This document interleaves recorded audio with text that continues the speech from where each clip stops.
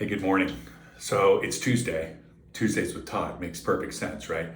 And there were two things that I want to talk to you about today. So if you're an agent and you're wondering like what's changing as the market is changing, well, there's two areas that I think are probably most critical to you succeeding next year.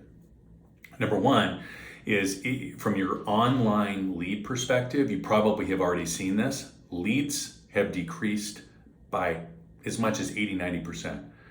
Decreased by as much as 80-90%. You look at like anybody who's relying on Zillow, 83%. Anybody relying on realtor.com, down 70+%. So there's two areas specific to online leads that you really need to lean into right now. Number one is your Google My Business. That's going to be, without question, one of the most primary places. Here's what's happening. The consumer is spending more time online, but less time raising their hand. See, they're a little bit scared. There's some uncertainty, there's some confusion. And so what happens is people, they just want a little bit more information. They want a little bit more data, which is gonna lead me to my number 2 point, but staying online. So you need to lean into Google My Business because people are not, iBuyer is gone. Remember, Zillow closed down iBuyer. And so that was their primary source of leads for agents, right? They were selling back to the agents. So that's gone. Realtor.com is still working relatively well. And if you're part of the A team, you're getting those leads through Realtor.com, OpCity, through Robin, through the relocation and referral and the business center. Google My Business has got to be optimized. You've got to create your account. You've got to lean into it. You've got to make sure that it's properly set up. You've got the 100+ photos. You've got your branded lead image, that you've got your service areas, all of those things that your marketing department can help you do. But you've got to get that done. That is a critical piece to your online presence and lead gen. The second part of online is all of those what we call orphan leads. These are the leads that you said were dead, cold, not good leads. It's time for you to revisit them. If you won't revisit them, you can send them to the marketing department and we will revisit them and send them back to you once they raise their hand. But here's the thing. Remember what's happened over the last 3 to 5 years. Craziness, okay? And there were a lot of people that got into that froth and decided, hey, we're not going to participate in this. And those leads just didn't do anything. Well, those people are going to raise their hands. I think you've heard me talk before, like if you had 10 buyers 6 months ago in your stable that you were working with, right, in your funnel, it's likely that 8 of them are no longer buyers. And so you're going to have to re-qualify those folks. Well, same thing with the leads. So these orphan leads, if you will bring them back, plug them into your campaigns on your CRM, and we'll nurture them and we'll see if we can't get them to raise their hands. But those people are going to enter back into the market. They're going to be asking, well, what does this mean? Do I now have an opportunity? The second part of this, strategy, so you've got your online, the second part is your full service.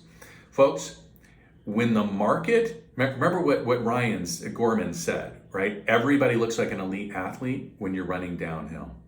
Well, when the market is totally, completely crazy, buyers aren't afraid, sellers aren't afraid. They're like, hey, let's go.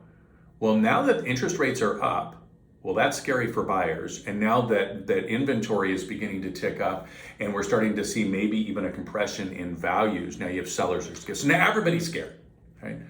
So now's the time you're gonna have to really lean into service. And what I mean by service is I'm talking about the whole thing.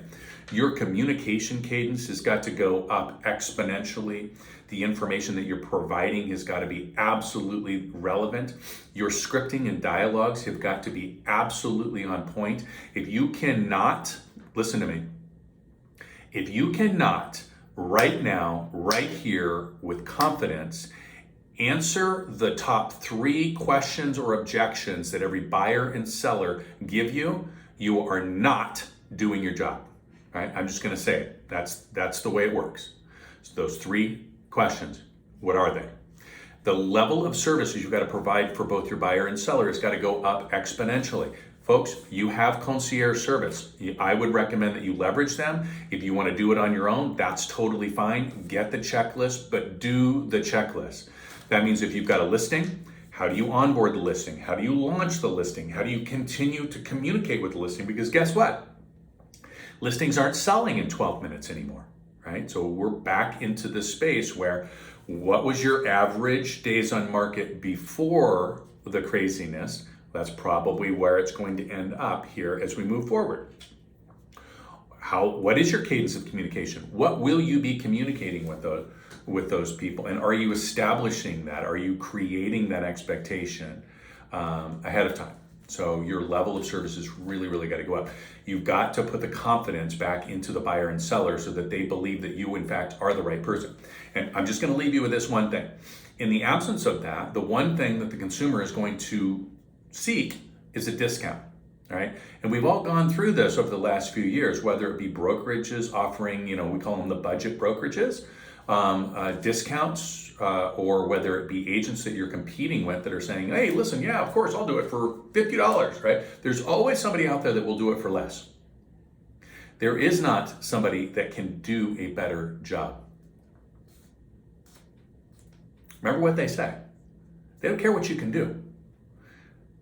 They care about how you make them feel through the process. So will you provide the right level of service so that you can create a truly exceptional real estate experience for the consumer and earn your commission?